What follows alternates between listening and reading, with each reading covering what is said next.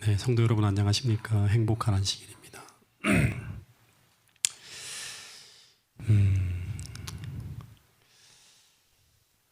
우리가 이 안식일, 이 예배에 임할 때 가장 중요한 것은 우리의 자아를 온전히 내려놓는 것입니다. 그러니까 하나님 앞에 내가 그리스도와 함께 십자가에 못 박혔습니다. 그리고 나는 온전히 번제로 내 자신을 주님 앞에 헌신합니다. 라는 이 자아를 온전히 하나님께 내려놓아야지만 성경에서 말하는 평안이 있고 쉼이 있고 행복이 있고 하늘의 축복이 임할 수 있고 하나님이 어루만드시는 구원의 역사가 있다고 하는 걸 계속 이야기하는 게 우리가 계속 공부하는 내용들입니다. 이 뜰 안에 들어가야 할 뜰에서 그 경험이 일어나야지만 나머지 모든 것들이 의미 있는 어떤 하나님의 역사가 펼쳐진다고 하는 것이죠. 저도 날마다 이 자아하고의 싸움을 매일같이 벌이고 있는데 매일 기도할 때마다 되뇌이는 기도가 뭔가 하면 주님, 내가 그리스도와 함께 십자가에 온전히 못 박혔음을 믿음으로 온전히 인정하게 해달라고 계속 고백합니다. 그리고 기도할 때마다 그 번제단에 온전히 내 자아가 완전히 번제로 드려질 수 있도록 성령께서 완전히 제가 될 수 있도록 해주시고, 그리고 그런 저를 주님께서 원하시는 곳에 사용해 달라고 그런 기도를 계속 하는데, 근데 이게 온전히 우리 마음속에 이렇게 이루어지면 그때부터 평안이 시작돼요. 요즘 계속 우리가 성소 공부를 하고 있는데 이 성소의 기물이 어떻게 되고 그것이 무엇을 의미하는지 연구하는 정도로 그치면 이 공부는 아무런 의미가 없어요. 그냥 또 하나 뭔가 지식이 남는 거예요. 근데 이것이 실제적으로 그리스도의 사역 속에서 일어나고 이루어진 표상들이고, 그리고 이것이 오늘을 사는 나에게 적용되어질 수 있는 이야기라고 하는 것을 인식하고, 이 제사장 의복에 대해서 우리가 계속 공부했잖아요. 그죠? 그 하나하나가 오늘 우리에게 주님께서 나누어 주기 위해서 십자가의 희생과 그리고 그분의 무죄한 삶을 통해서 이루어 놓으신 것이라는 사실을 그 믿음으로 기억하고, 이것이 실제적으로 우리가 입는 경험을 할 때 그때 이 공부가 의미 있는 거예요. 실제적으로 믿음으로 말미암아 그 옷이 하나하나 입혀지는 경험을 하는 거예요. 주님의 품성이 내 안에서 적용되어지는 실제적인 경험을 해야지만 오늘 이 공부가 유익할 수 있다고 하는 사실을 꼭 기억하시고, 하나하나 실제적인 여러분의 삶 속에서 체험되어지는 경험을 우리가 매 안식일 학교나 또는 저녁 예배 시간에 우리 설교할 때마다 그런 간증들이 쏟아져 나오는 그런 교회가 파주중앙교회가 되었으면 참 좋겠다는 생각이 듭니다. 28장에 우리 제사장 의복에 대한 이야기를 했고, 그 다음에 이제 29장에서는 이 아론과 그 아들들을 제사장으로 임명하고 그 직분을 위임하는 위임식 장면이 나옵니다. 그래서 첫 번째 그 절차에 보면 4절에 이제 제사장들이 전부 이제 이 제사장들을 전부 어떻게 하는가, 물로 식히는 일을 먼저 합니다. 위임식의 첫 번째 단계가 이제 이 모세가 아론과 그 아들들을 회막문 앞으로 데려다가, 그러니까 이제 성소 들어가는 그 출입구 문 앞에 데려다가 어떻게 하는가 하면 물로 식히는 일을 먼저 합니다. 근데 여기에 사용된 히브리어가 지난번에도 말씀드린 것처럼 완전히 물에 잠기는 것, 즉 목욕을 의미하는 어떤 단어를 썼는가 하면 라하츠라고 하는 단어를 썼어요.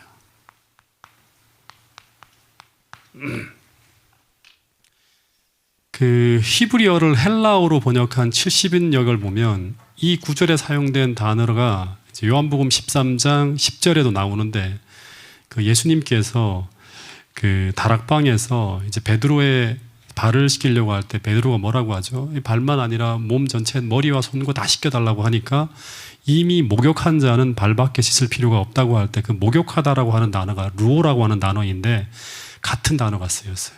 네. 그래서 이 레슬리 하딩이 쓴 그리스도 중심의 성소론이라는 책을 보면 이 제사장 취임식 때 물에 잠기는 이 예식에서 유대교 내의 소종파들, 그러니까 뭐 SNF파라든가 이런 소종파들에서 침례라는 예식이 여기서 시작됐다고 합니다. 제사장이 물에 잠기는 것, 여기서.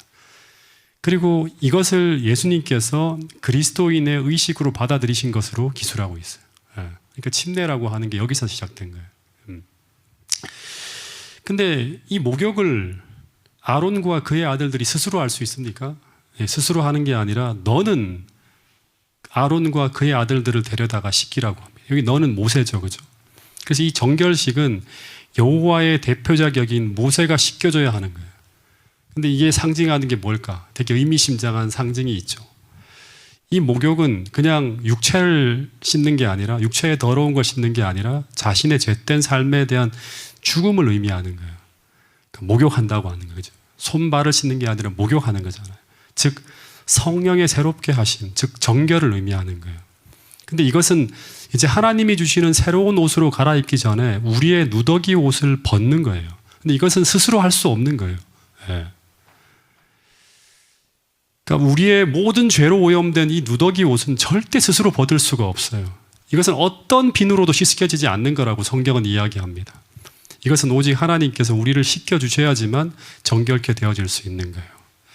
여러분, 오늘 이 안식일 성령께서 역사하셔서 오늘 우리의 모든 누더기 옷을 벗겨주시고 씻겨주시는 그 은혜를 경험할 수 있게 되기를 간절히 바라겠습니다. 우리의 모든 죄된 욕망과 우리의 죄된 마음을 성령을 통해서 정결케 하여 주시기를 이 시간 우리 모두가 간절히 기도하는 마음으로 주님 앞에 구할 수 있게 되기를 간절히 바라겠습니다. 근데 이 물두멍으로부터 공급되어지는 이 물은 이제 뭔가 하면 죄를 씻는 샘을 상징해요. 죄를 씻는 샘. 항상 이 손을 씻고 이제 하나님 앞으로 나가는 거예요. 제사장들은 하나님 앞으로 나갈 때마다 이곳에서 씻음을 경험하고 나가는 거예요. 근데 처음 취임식 때는 물두멍에서 목욕을 하고 그 이후에는 계속 이 샘에다가 손과 발을 씻고 성소 안으로 들어갑니다. 그래서 이 물두멍은 우리가 하나님 앞으로 나갈 때 경험하게 되는 침례를 의미함과 동시에 우리가 날마다 죄를 씻고 회개하는 그 죄를 씻는 샘을 의미하는 거예요. 근데 이 물두멍으로부터 공급되는 이 물은 뭘 상징할까요? 물이 뭘 상징할까요? 네. 상징적으로 하나님께서 하늘의 샘을 열어주셔야지만 공급되어질 수 있는 물이에요. 네. 이 물이 하늘로부터 흘러내려오지 않으면 우리의 오염된 죄는 절대 씻겨나갈 수가 없어요. 근데 이 죄를 씻는 이 샘물이 어떻게 열려지는가? 어떻게 열려지죠? 모세가 반석을 쳐서 그 반석이 쪼개져야지만 흘러나오게 됩니다. 즉 예수님께서 십자가에서 쪼개져야지만 흘러나오는 물이에요.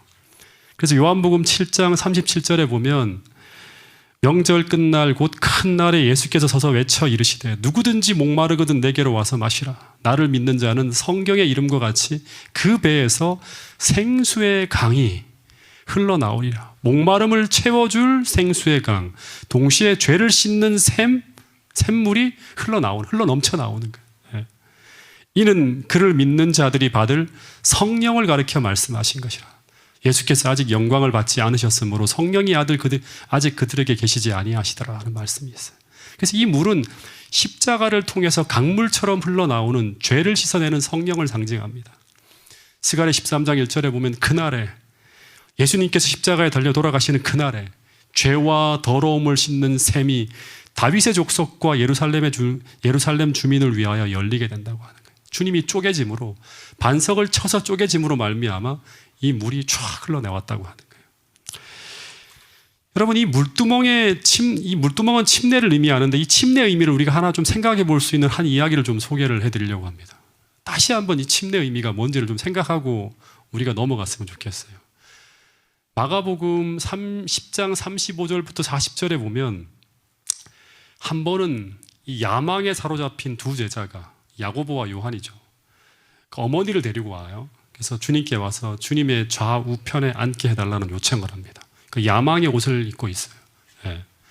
그때 예수님께서 뭐라고 하셨는가 하면 너희들이 지금 내가 마시려고 하는 잔을 마시고 그리고 내가 받으려고 하는 그 침례를 받을 수 있다면 이 잔을 마시고 이 침례를 받을 수 있다면 너희는 그 자리에 앉게 될 거라고 하는. 그러니까 잔과 침례는 같은 거죠. 그죠?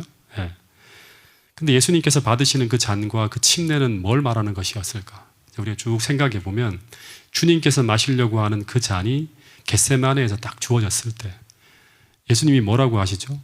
할만하시거든 이 잔을 내게서, 이 잔이에요. 이 잔을 내게서 지나가게 해달라고 합니다. 간청을 해요. 근데 이 잔을 옮기는 것이 아버지의 뜻이 아니었기 때문에 주님은 어떻게 하는가 하면 아버지의 뜻이 아니면 나의 원대로 마시고 아버지의 원대로 해달라고 해요. 그래서 이 잔을 옮기는 것이 아버지의 뜻이 아니었기 때문에 예수님은 갈바리에서 이 쓴 잔을 찌꺼기까지 다 마시게 됩니다. 즉 이것이 바로 자신의 계획에는 온전히 죽고 아버지의 뜻에 내가 장사 지내는 것이 무엇을 의미하는지를 보여주는 침례의 모본이었어요. 예. 즉 주님은 자신의 피의 침례에 복종함으로써 복종의 최후를 십자가에서 장식하신 거예요. 이게 바로 뭔가 하면 침례의 의미예요. 자기 십자가를 지고 가는 거예요. 주님의 뜻을 쫓아가는 거예요. 그래서 바울이 이것을 통해 침례의 의미를 이렇게 적고 있어요. 무릇 그리스도 예수와 합하여 침례를 받은 우리는 그의 죽으심과 합하여 침례를 받은 줄을 알지 못하느냐. 그러므로 우리가 그의 죽으심과 합하여 침례를 받음으로 그와 함께 장사되었나니 이는 아버지의 영광으로 말미암아 그리스도를 죽은 자 가운데 살리신 것 같이 우리로 또한 새 생명 가운데서 행하게 하려 하심이라고 하는 거예요. 여러분 실제로 요한과 야고보는 주님처럼 이 잔을 나중에 마시죠. 그리고 이 피의 침례에 복종하는 삶을 살아갑니다. 그러면서 그들이 입고 있던 그 야망의 옷이 벗겨지고 주님의 의의 옷으로 갈아입혀지는 경험을 하게 되는 거예요. 예. 여러분 주님은 이 십자가의 희생 제사를 통해서 왕같은 제사장의 일원이 되기로 결심한 모든 이들을 위해서 죄와 더러움을 씻는 셈을 여셨고 그 셈에서 씻음을 경험하는 모든 이들을 위해서 당신의 의의 옷으로 갈아입혀 주신다고 약속하고 있습니다. 여러분 오늘 이 안식일 우리 모두 다시 한번 그리스도 앞으로 나아가서 주님께서 열어놓으신 그 셈에서 또다시 주님처럼 우리 자아가 죽는 경험을 다시 한번 여러분 모두가 할 수 있게 되기를 간절히 바라겠습니다. 이 모세가 이제 이 아론과 그의 아들들을 다 씻기고 난 다음에 그 다음에 한 게 뭐냐 그러면 29장 5절 6절에 보면 제사장 의복으로 쫙 갈아입혀 줍니다. 근데 이 성경에 보면 의복을 갈아입는 것을 이제 이전 옷을 벗고 새 옷을 갈아입는 걸 전부 뭐로 표현하죠? 예. 의복을 갈아입는다. 의복을 갈아입는 걸 가지고 뭐라고 하죠? 이전의 옷을 벗고 새 옷을 갈아입는 거. 이걸 뭐라고 해요? 성경을 쭉 읽어보면 되게 많은 표현들이 다 뭐를 의미하는가 하면 품성의 변화를 얘기해요. 네, 성도들의 옳은 행실 계속 여러분들에게 말씀드리고 있어요. 그리스도인으로서 새로운 마음, 새로운 품성, 새로운 삶을 살아가는 것을 성경은 계속 옷을 갈아입는 것, 의복을 갈아입는 것으로 표현하고 있어요. 네.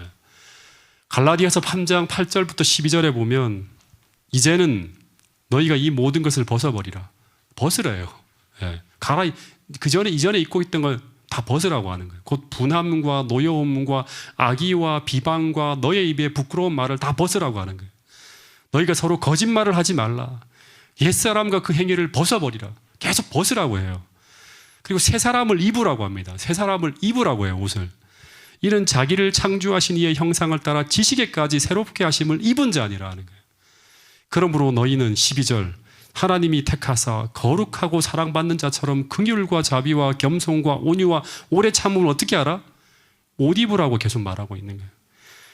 계속 옛사람과 그 행위는 어떻게 하고? 벗어버리고 새 사람을 입고 지식에까지 새롭게 하심을 입은 자가 되라고 하고 긍휼과 자비와 온유와 오래 참음을 옷 입고 전부 뭐예요? 옷 입는다고 하는 게 뭐예요? 그리스도의 의의 옷으로 옷 입는 것, 즉 품성의 변화를 이야기하고 있는 거예요. 그러니까 여기서 우리가 하나 꼭 깨달아야 될 게 뭐냐 그러면 품성의 변화는 절대 스스로의 노력으로는 불가능한 것이고 믿음으로 구하고 받아서 갈아입어야 가능한 것이라고 하는 걸 꼭 기억해야 돼요. 그러니까 늘 우리가 구해야 돼요. 기도하고 구하지 않으면 절대로 우리는 받을 수 없고 받지 못하면 전부 다 내 옛날 옷을 입고 살아가는 거예요. 누더기 옷을 입고 살아가는 거예요. 여기 나온 것처럼 전부 다 분함, 노여움, 악의, 비방, 부끄러운 말들 계속 하는 거예요. 거짓말하고 계속 그렇게 살아가는 거예요.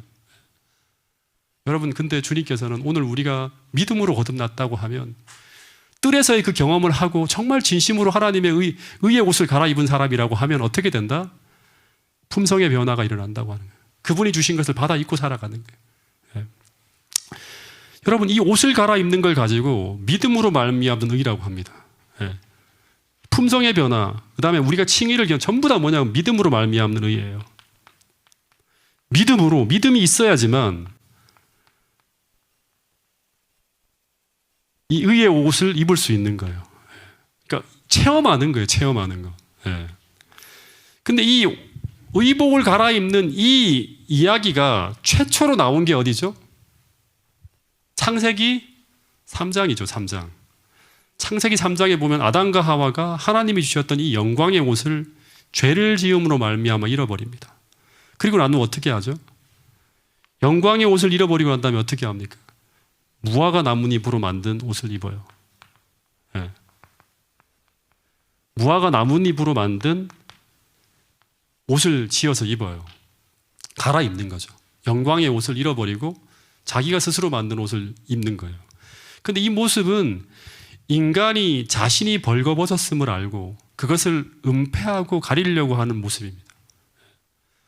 즉 이 시도는 무화과 나무 잎을 가지고 자신의 수치를 가리려고 하는 이 시도는 자신의 죄를 숨기려고 하는 거예요. 자신의 죄를 숨기려고 하는 거예요. 그래서 인간은 끊임없이 죄를 지은 후에 자신의 죄를 숨기려고 해요. 그것을 인정하려 하지 않고 아담과 하와처럼 끊임없이 변명하고 핑계하고 다른 것을 탓합니다. 근데 만약 아담과 하와가 끝까지 이렇게 했다고 하면 그들은 이 의의 옷으로 그 옷을 갈아입을 수가 없어요. 예. 왜냐하면 하나님이 주시려고 하는 그 의의 옷, 즉 예수 그리스도의 희생을 통해 마련되어진 그 가죽옷을 입기 위해서는 어떻게 해야 되는가 하면 먼저 입고 있던 그 옷을 벗어야만 하는 거예요. 예. 그 옷을 벗는다고 하는 것은 뭔가 하면 자신의 수치를, 그 자신의 죄된 모습을 숨김없이 다 드러내고 하나님 앞에 드러내고 그 죄를 자복하고 인정하는 거예요. 즉 자아를 온전히 내려놓고 내가 스스로는 어떻게 할 수 없는 가련한 죄인임을 스스로 자복하고 하나님 앞에 굴복하며 나의 죄됨을 인정하는 거예요. 그것이 바로 뭔가 하면 무화과 나뭇잎으로 만든 옷을 벗는 거라고 하는 거예요. 그것이 바로 뭔가 하면 침례예요. 침례. 물에 잠기는 거예요. 즉 회개하고 그리스도와 함께 자아가 죽고 장세가 지내는 거예요. 이게 바로 뭔가 하면 옷을 벗는 거예요. 그럴 때 예수님은 의의 옷으로 우리를 갈아입혀 주시는 이 놀라운 역사가, 구원의 역사가 시작된다고 성경은 이야기하고 있습니다. 여러분, 오늘 여러분이 입고 있는 그 수치스러운 누더기 옷을, 그 불행하고 고통스러운 죄의 옷을 이 안식일 꼭 벗게 되기를 간절히 바라겠습니다. 그러기 위해 여러분의 죄됨과 부족함과 여러분의 마음속 깊숙한 곳에 숨겨진 모든 누더기 같은 누추함을 오늘 이 안식일 그분 앞에 온전히 펼쳐놓고 그 하나하나를 솔직하게 고백하고 인정하며 그분의 찢어주심을 구하게 되는 여러분과 저가 될 수 있기를 간절히 바라겠습니다. 그렇게만 하면 주님의 그 영광스럽고 아름답고 건강하고 고상한 그분께서 마련하신 그 의의 옷을 이 안식일 여러분 모두가 입게 될 수 있다고 하는 사실을 꼭 기억할 수 있게 되기를 간절히 바라겠습니다. 그 옷을 입을 때만이 하나님이 주시는 그 평안을 우리가 누릴 수 있다고 하는 사실을 꼭 기억할 수 있게 되기를 간절히 바라겠습니다. 이 갈아입는 것을 배우는 것, 그러니까 갈아입는 것을 어떻게 갈아입는지 이것을 아는 것이 이제 믿음으로 말하면 의가 아니라요. 이 갈아입는 것을 경험하고 체험해서 이 옷을 갈아입는 것이 무엇인지 경험으로 알고 있는 것, 그것이 바로 뭔가 하면 믿음으로 말미암아 사는 거예요. 이걸 이렇게 하면 우리가 할 수 있구나. 이렇게 하는 건 아무런 의미가 없어요. 실제적으로 이것을 갈아입는 것이 무엇인지, 갈아입으면 어떤 우리의 경험을 하게 되는지를 실제적으로 알아야 돼요. 예. 여러분, 이거를 아는 사람이 되어야 됩니다. 이걸 아는 사람이 되는 것이 바로 뭔가 하면 실제적으로 주님과 함께 동행하는 믿음으로 살아가는 사람이에요. 나의 죄의 누더기 옷을 어떻게 벗고 어떻게 갈아입는지, 어떻게 새 사람이 되는지 이것을 체험적으로 아는 사람, 그 사람들이 바로 누군가 하면 실제로 믿음으로 말미암아 살아가는 사람이라고 하는 사실을 꼭 기억할 수 있게 되기를 간절히 바라겠습니다. 그 다음에 7절에 보면 이제 관유를 가져다가 이제 아론의 머리 위에 이제 부어 바르는 일을 합니다. 이 관유는 양각불에다가 아주 질 좋은 기름을 가득 담아서 아론의 머리에 이렇게 쭉 붓는 거예요. 그런데 이 대제사장의 취임식은 하나의 표상이고 계속 이야기하지만 이 모든 것들은 다 표상이에요. 실제로 하늘에서 벌어졌나요? 네. 실제로 하늘에서 벌어졌나요? 하늘 대제사장의 취임식이 있었나요? 관유하는 장면이 있었나요? 네. 언제 있었죠? 언제 있었죠? 우리 제자훈련팀은 꿀먹은 벙어리처럼 있으면 안 됩니다. 특별히 5060 제자훈련팀은. 예수님이 무덤에서 부활하신 후에 40일째 되는 날 주님은 하늘로 승천하죠. 네. 그 후 어떻게 하죠? 승천하신 후에 어디로 들어가십니까? 하늘 성소의 첫째 칸으로 들어갑니다. 그리고 인류를 위한 대제사장으로 취임을 하게 돼요. 근데 예수님께서 중보자로 우리의 대제사장이 되기 위해서 몇 가지 조건이 충족되어져야 돼요. 그 첫 번째 조건이 뭔가 하면 그분은 인간이어야 돼요. 네, 인간이 되셨어야 돼요. 히브리서에 보면 제사장이 되려면 반드시 인성을 취하는 것이 그리스도의 제사장 직분의 선결 조건이라고 이야기하고 있습니다. 왜냐하면 인성을 취해야지만 인성이라고 하는 연약에 쌓인 우리를 도우실 수가 있기 때문에요. 그래서 인간으로서 한 손으로는 우리를 꽉 붙들고 또 다른 한 손으로는 신성을 꽉 붙드는 거예요. 예. 그래서 우리를 위해 중보할 수 있는 거예요. 예. 그래서 히브리서 2장 17절 18절에 보면 이런 말씀이 있습니다. 같이 한번 읽어보겠습니다. 시작. 그러므로 그가 범사의 형제들과 같이 되심이 마땅하도다. 이는 하나님의 일에 자비하고 신실한 대제사장이 되어 백성의 죄를 속량하며 하심이라. 그가 시험을 받아 고난을 당하셨은즉 시험받은 자들을 능히 도우실 수 있으니라. 네, 이 범사의 형제들과 같이 되심이 마땅하도다. 형제들과 똑같이 돼야 돼요. 이는 하나님의 일에 자비하고 신실한 대제사장이 되어서 백성의 죄를 속량하려 하심이라. 그가 시험을 받아 고난을 당하셨은즉 시험 받는 자들을 능히 도울 수 있게 되는 거예요. 예. 두 번째는 뭔가 하면 인간이 되어야 되고, 두 번째는 인류의 죄를 짊어지고 돌아가심으로 모든 인류의 죄가를 충족하셔야 돼요. 그래서 시대의 소망 834페이지에 보면 예수님께서 하늘 아버지 앞으로 들어가셔서 그분의 십자가를 통해 당신의 상한 머리와 찔린 옆구리와 상처난 발을 쫙 보여주면서 못자국난 손까지를 다 보여주면서 이 희생을 통해서 온 인류를 온전히 구원하실 수 있는 합당한 자격을 부여받으셨다고 합니다. 그러니까 대제사장으로 자격을 부여받은 거예요. 그래서 제사장은 우리의 중보자로 서서 우리가 회개하고 나올 때마다 아버지 앞에 어떻게 합니까? 우리 모든 인류의 죄를 대신 짊어지고 돌아가신 그 희생의 공로를 보여주는 거예요.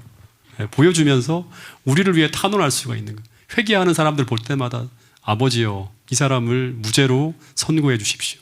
왜냐 그러면 내가 이 모든 죄를 대가를 지불했습니다 라고 말할 수 있는 거예요.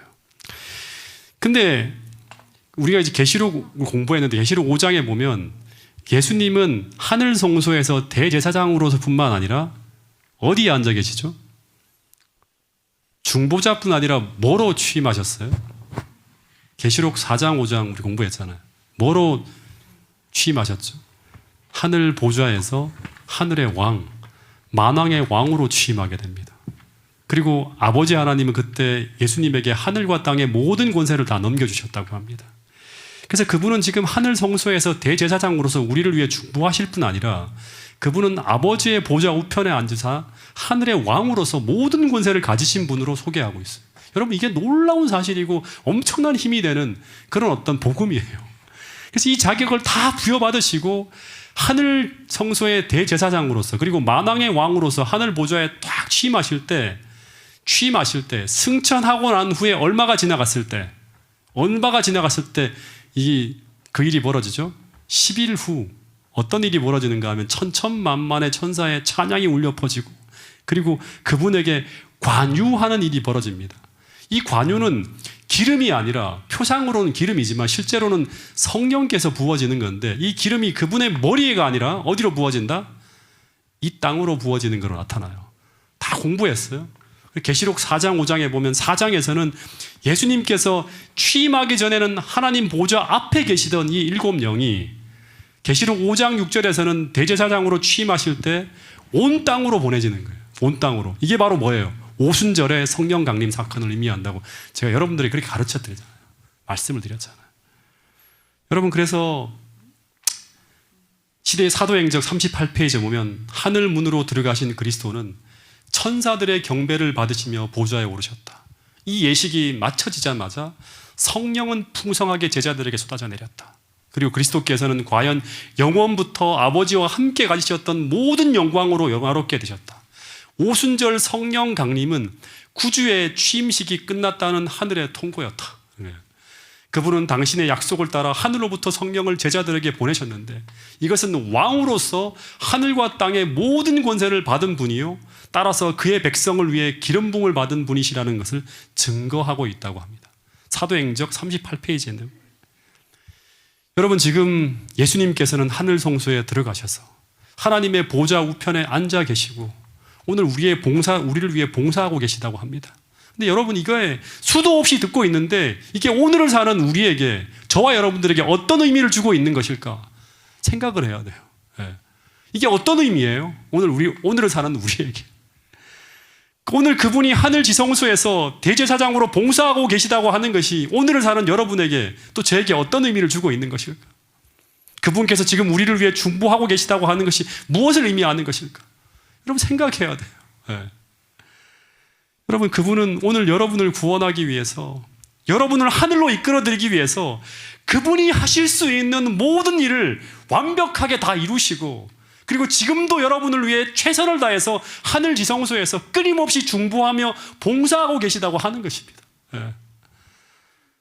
여러분이 하늘로 들어올 수 있는 합당한 자격을 부여하기 위해서, 여러분의 무죄를 선언하기 위해서 그분이 그 무거운 죄를 십자가에서 다 지신 거예요.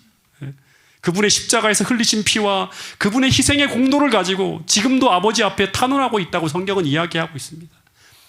그리고 지금 성령께서는 그분의 희생과 공로가 여러분에게 적용되도록 하기 위해서 끊임없이 호소하고 역사하고 있고, 온 하늘 천사들이 여러분의 구원을 위해, 우리의 구원을 위해 움직이고 있다고 성경은 이야기하고 있어요.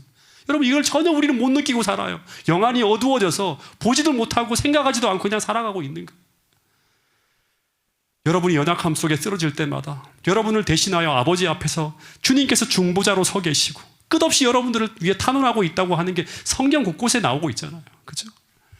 여러분이 이 땅에서 하나님의 뜻을 이루기 위해 하나님께 탄원하며 나아갈 때마다 그분은 아버지로부터 넘겨받은 온 우주의 통치권을 가지고 여러분을 도우실 수 있다고 성경은 분명히 이야기하고 있습니다.